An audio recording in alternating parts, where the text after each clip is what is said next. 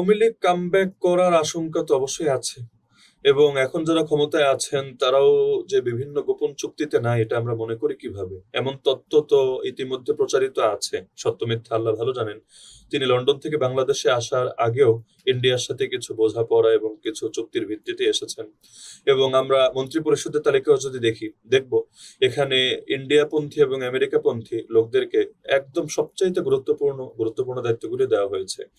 এমনকি আমরা বিভিন্ন রাষ্ট্রীয় গোয়েন্দা সংস্থা, আমি নাম বলতে চাই না, তাদেরকে নিয়েও বিভিন্ন রকম কথাবার্তা ইতিমধ্যে গোটা জাতির সামনে ছড়িয়ে গিয়েছে। সব মিলিয়ে এখনো পর্যন্ত এই দেশে ইন্ডিয়া তারা বিভিন্নভাবে তাদের জাল বিছিয়ে রেখেছে। সম্প্রতি এটা নিয়ে আবার আমাদের এই নতুন যে মন্ত্রী পরিষদের একজন মন্ত্রী রয়েছে, ইকবাল হাসান টুকু, উনি বলেছেন যে এটা বাংলাদেশের কোনো ভাষা না। এটা নিয়ে খুব তর্ক বিতর্ক হয়েছে। আসলে বাংলাদেশের মানুষের এই ভাষাগুলোর মানে পছন্দ কেন এবং কারো কারো অপছন্দ কেন, এই বিষয়টা আপনি একটু খোলাসা করে। যে মন্ত্রী সাহেব আপত্তি তুলেছেন, ওনার নিজের নামেরও তো দুইটা অংশ ভিন্ন ভাষার। ইকবাল হাসান, ইকবালও তো বাংলা শব্দ না, হাসানও তো বাংলা শব্দ না। আর উনি ইনকিলাব শব্দটার উপর আপত্তি করেছেন যে এটা যারা আমাদের মাতৃভাষা কেড়ে নিতে চেয়েছিল এটা তাদের ভাষা। এটাও তো আমি মনে করি একজন মন্ত্রীর মূর্খতা ছাড়া কিছু না। একজন মন্ত্রী অন্তত জ্ঞানী লোক তো হওয়া দরকার। ইনকিলাব শব্দ কিন্তু এটা মূলত উর্দু না, মূলত আরবি ভাষার শব্দ। তো আরবি ভাষার শব্দ নিয়ে ওনার আপত্তি হবে কেন? তাহলে তো কোরআন নিয়ে আপত্তি আসবে, দুদিন পর হাদিস নিয়ে আপত্তি আসবে। আরবির চাইতে মুসলমানের কাছে বেশি আগ্রহের ভাষা কি হতে পারে? সারা দুনিয়ার মুসলমান নিজের বাচ্চাকেও সবার আগে আরবি শব্দ আল্লাহ, আরবি শব্দ লা ইলাহা ইল্লাল্লাহ এগুলো শেখানোর চেষ্টা করে। এমনকি জন্ম নেওয়ার সঙ্গে সঙ্গেই আজান এবং ইকামত আরবিতেই তো দিয়ে থাকে, বাংলায় না। তাহলে সেখানে একটা আরবি শব্দ নিয়ে আপত্তি আসবে কেন? তাও যদি মানি যে না আরবি না উর্দু হিসাবে আপত্তি করেছেন, তাহলে ওনার দলই তো স্লোগান দেয় বাংলাদেশ জিন্দাবাদ। জিন্দাবাদ কোন ভাষার শব্দ? তো জিন্দাবাদ যেই ভাষার শব্দ, এমনকি ইনকিলাব জিন্দাবাদ, ওইখানেও জিন্দাবাদ আছে, আর বাংলাদেশ জিন্দাবাদ এখানেও তো জিন্দাবাদ আছে। তাহলে এটা নিয়ে আপত্তি হচ্ছে না কেন? তাহলে এগুলো তো আসলে কোনো কমন সেন্সের দাবি না, অযাচিত বিতর্ক ছাড়া এগুলো আর কিছু না। বাংলা ভাষার যত শব্দ আছে, আমরা তো ছোটবেলায় ব্যাকরণও পড়েছি, ব্যাকরণেও দেখা যায় যে শব্দের 5 প্রকারের মধ্যে একটা প্রকারই কিন্তু বিদেশি শব্দ। টেবিল, চেয়ার, এরকম কত বিদেশি শব্দ আমরা এটা স্বাভাবিকভাবে ব্যবহার করছি। তাহলে কোন শব্দ উর্দু হলে এটা তো সমস্যা কোথায়? এই যে 52 ভাষা আন্দোলন, এটা কি নিয়ে ছিল? এই কমন সেন্সটা তো থাকা দরকার যে 52 ভাষা আন্দোলন উর্দু ভাষার বিরুদ্ধে ছিল না, বরঞ্চ একমাত্র উর্দু ভাষাকে কেন রাষ্ট্রভাষা হিসেবে স্বীকৃতি দেওয়া হচ্ছে এটা নিয়ে ছিল। এমনকি আপত্তি এটাও হয় নাই যে উর্দুকে রাষ্ট্রভাষা রাখতে পারবেনই না, বরঞ্চ আপত্তি ছিল একমাত্র একটা ভাষাকেই কেন রাখতে হবে, একাধিক ভাষাকে রাখেন। যেহেতু বাংলায় এই অঞ্চলে যত মুসলমান ছিল তারাই সংখ্যাগরিষ্ঠ, তাহলে সংখ্যাগরিষ্ঠের ভাষাকে তো আপনি অবমূল্যায়ন করতে পারেন না, এবং সংখ্যালঘুর ভাষাকে একমাত্র অফিসিয়াল ভাষা বলে সংখ্যাগরিষ্ঠের উপর চাপিয়ে দিতে পারেন না। তাহলে একাধিক অফিসিয়াল ভাষা রাখেন, রাষ্ট্রভাষা দুইটা থাক, উর্দুও থাক বাংলাও থাক। তাহলে উর্দু বিদ্বেষ কিন্তু 52 ভাষা আন্দোলনের কোনো কনসেপ্ট ছিল না, অথচ এখন কিন্তু এভাবেই প্রচার করা হচ্ছে। তা আমি মনে করি এগুলো আওয়ামী লীগের কনসেপ্ট ছিল। আওয়ামী লীগ এই জাতীয় বিভিন্ন ন্যারেটিভ দাঁড় করিয়ে তাদের পলিটিক্সকে তারা টিকিয়ে রাখার চেষ্টা করত।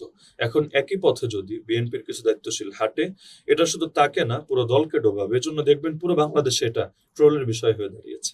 অন্তর্বর্তী সরকারের লাস্ট সময়ে একবার নির্বাচনের তারিখ ঘোষণার পরপরই শরীফ ওসমান হাদী ইনকিলাব মঞ্চের মুখপাত্র ছিলেন, উনি শহীদ হন, গুলিবিদ্ধ হয়ে শহীদ হন।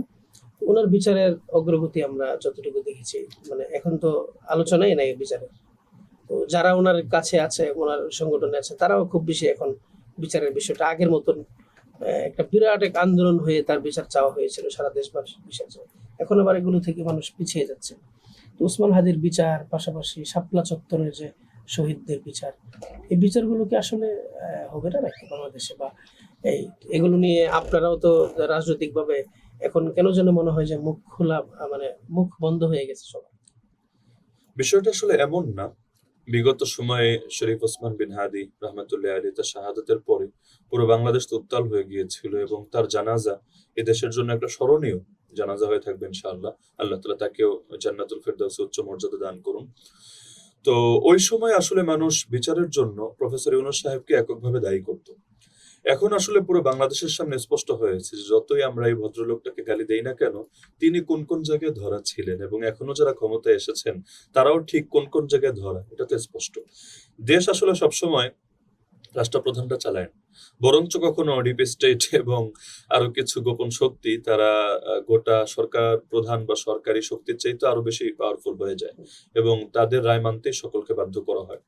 তো শরীফ ওসমান বিন হাদির বিচার বিলম্বিত হওয়ার আমি মনে করি মূল কারণ এটাই যে যারা তাকে হত্যা করেছে বা এটার পেছনে নেপথ্যে যারা রয়েছে তারাই আসলে এখনো পর্যন্ত এই দেশকে গোপনে থেকে লিড দিয়ে যাচ্ছে। তো এখন রক্ষকে যদি ভক্ষক হয়ে যায় তাহলে বিচার করবে এটাকে, এটাই হলো মূল বিষয়। এজন্য দেখবেন সাগররুনি দম্পতি এখনো পর্যন্ত তাদের মামলাটা মানে পরিচালিত হওয়ার জন্য যা কিছু প্রয়োজন কতবার পেছানো, শতবারের চাইতে বেশি শুধু পেছানো হচ্ছে, প্রতিবেদন দেওয়া হচ্ছে না এখনো। কেন দিবেটাকে? যারা দিবে তারাই তো আসলে হত্যাকাণ্ডটা ঘটিয়েছে। তো শাপলা চত্বরের বিচার বলেন বা আমাদের ভাই শরীফ ওসমান হাদির বিচারটা বলেন, তো বিচার করার 24-এর বিচার। 24-এর বিচার সবকিছু মিলে এখন তো দেখেন যারা ক্ষমতায় এসেছেন তাদের কথাবার্তা শুনলে মাঝে মাঝে মনে হয় তারা 24-কে অস্বীকার করতে চান এবং সে আওয়ামী লীগের মতো করে সির্ফ 71-এর ন্যারেটিভটাকে নিয়েই তারা চলতে চান, অথচ এভাবে হবে না। কয়েকদিন আগে যে রক্ত ঝরলো, যার দাগ এখনো মানুষের গায়ে রয়ে গেছে, আপনি এটাকে অস্বীকার করে, জুলাইয়ের চেতনাকে অস্বীকার করে আপনি বেশি দিন টিকতে পারবেন না। এভাবে মানুষের হৃদয়ের ভালোবাসা অর্জন না করে অন্তত কোনো গণপ্রজাতান্ত্রিক রাষ্ট্রে এভাবে আসলে কোনো সরকারি ফাংশন বেশি দিন করতে কিন্তু পারে না। মাননীয় প্রধানমন্ত্রী তো উনি বিদেশ থেকে এসেই কিন্তু এই শরীফ ওসমান হাদির কবর জিয়ারত করেছেন এবং ইনকিলাবের বিষয়ে কথা বলেছেন, আন্দোলন আমি নিয়ে কথা জাতীয়তাবাদী বলেছেন। দলের একটা দুর্বলতার জায়গা যেটা বুঝি যে আসলে দলের উপর তাদের নিয়ন্ত্রণটা আশানুরূপ না। তারা অনেক কিছুই চান। এখন যিনি প্রধানমন্ত্রী আছেন আমরা আলহামদুলিল্লাহ তার অনেকগুলো ইতিবাচক পদক্ষেপ দেখেছি। দেখবেন তার পেছনে কোনো ছবি টানানো নেই। তিনি জি। যে সাক্ষাৎকারগুলো দিলেন তার পেছনে আলহামদুলিল্লাহ কালেমা লেখা আছে এবং তিনি শহীদ মিনারে ফুল দিতে গেলেন, সেখানেও দোয়া করেছেন। দোয়া ইতিহাসে করেছেন। প্রথম এগুলো। তো আমরা তার অনেক ইতিবাচক মুখ দেখতে পাচ্ছি, কিন্তু দলের উপরে তার যেরকম কন্ট্রোল থাকা দরকার ছিল এবং প্রতিটা জিনিস চেইন অফ কমান্ড যেভাবে ফলো হওয়া দরকার ছিল আমরা আসলে এটার ব্যতিক্রমটা দেখতে পাচ্ছি। তো তিনি যতই চান আমরা দেখবো গণভোটের ক্ষেত্রে তিনি কিন্তু বলেছিলেন জি। আপনারা স্মরণে থাকার কথা, তিনি প্রকাশ্য জনসভায় বলেছেন মানুষ যাতে হা ভোট দেয়। হ্যাঁ, পড়তে। কিন্তু আপনি না ভোট দিয়েছে কারা এটা নিয়ে যদি একটু বিশ্লেষণে যান দেখবেন তার দলের লোকেরাই গণহারে না ভোট দিয়েছে এবং মানুষকে না ভোট দিতে উৎসাহিত করেছে। তাহলে দলের প্রধান বলছেন একটা, নিচের লোকেরা করছে আর একটা, কি বোঝা যায় এখান থেকে? এমনকি তিনি তো প্রচুর মানুষকে চাঁদাবাজির অভিযোগে বহিষ্কার করেছেন। জি। এখন কি চাঁদাবাজি বন্ধ হয়ে গেছে? আমরা দেখতে পাচ্ছি ক্ষমতায় আসার পরেও চাঁদার জন্য ব্যবসায়ীর গায়ে হাত পর্যন্ত তোলা হচ্ছে। তো যেহেতু আসলে তিনি যতই শহীদদের কথা বলুন, যত যাই কিছুই বলুন, দলের উপর কন্ট্রোল না আসলে আসলে আশা করাটা মুশকিল। আমি মনে করি যে চেতনা নিয়ে জুলাই হয়েছে, যদি 11 দলীয় জোট ক্ষমতায় যেত তাহলে আসলে জুলাইয়ের চেতনাটা মূল্যায়ন হতো এবং অপরাধীদেরও বিচার হতো এবং মাজলুমদের যা কিছু দাবি দেওয়া এগুলো পূরণ হতো।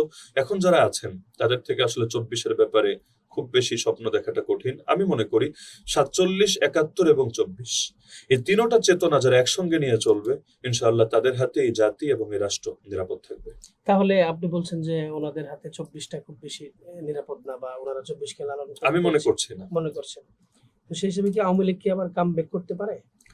আওয়ামী লীগ কামব্যাক করার আশঙ্কা তো অবশ্যই আছে এবং এখন যারা ক্ষমতায় আছেন তারাও যে বিভিন্ন গোপন চুক্তিতে নাই এটা আমরা মনে করি কিভাবে? এমন তত্ত্ব তো ইতিমধ্যে প্রচারিত আছে, সত্য মিথ্যা আল্লাহ ভালো জানেন।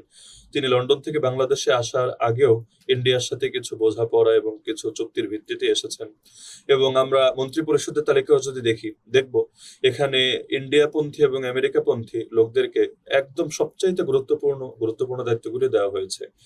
এমনকি আমরা বিভিন্ন রাষ্ট্রীয় গোয়েন্দা সংস্থা, আমি নাম বলতে চাই না, তাদেরকে নিয়েও বিভিন্ন রকম কথাবার্তা ইতিমধ্যে গোটা জাতির সামনে ছড়িয়ে গিয়েছে।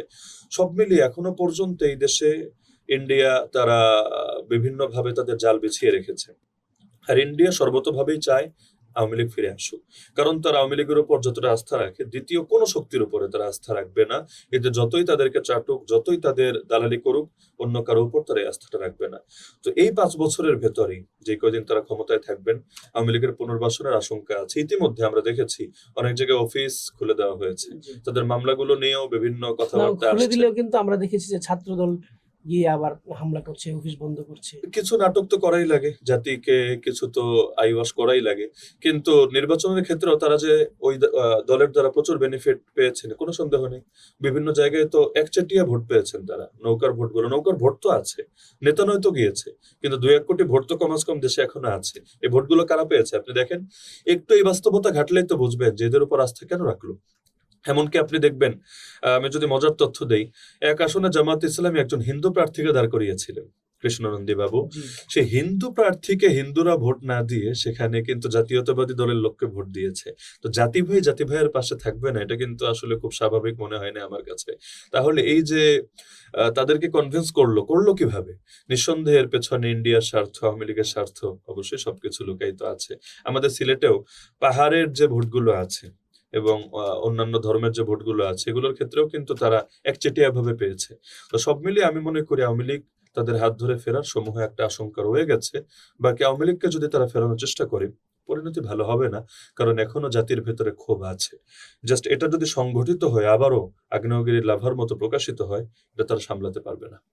সর্বশেষ আমরা জানতে চাবো যে আপনি জামায়াতে যোগ দেওয়ার পর মিডিয়াতে অনেক কথা বলছেন, অনেক সময় কারো কারো বিপক্ষে চলে যাচ্ছে আপনার কথা।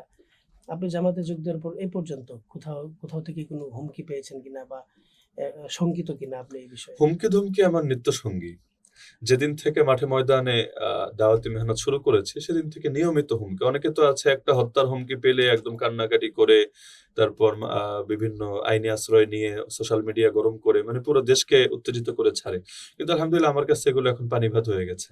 তো যার কারণে এমনকি আমার ওই ফেসবুকে ঢুকলেও দেখবেন আমার এখানে বায়োতে এটা অল টাইম লেখা থাকে।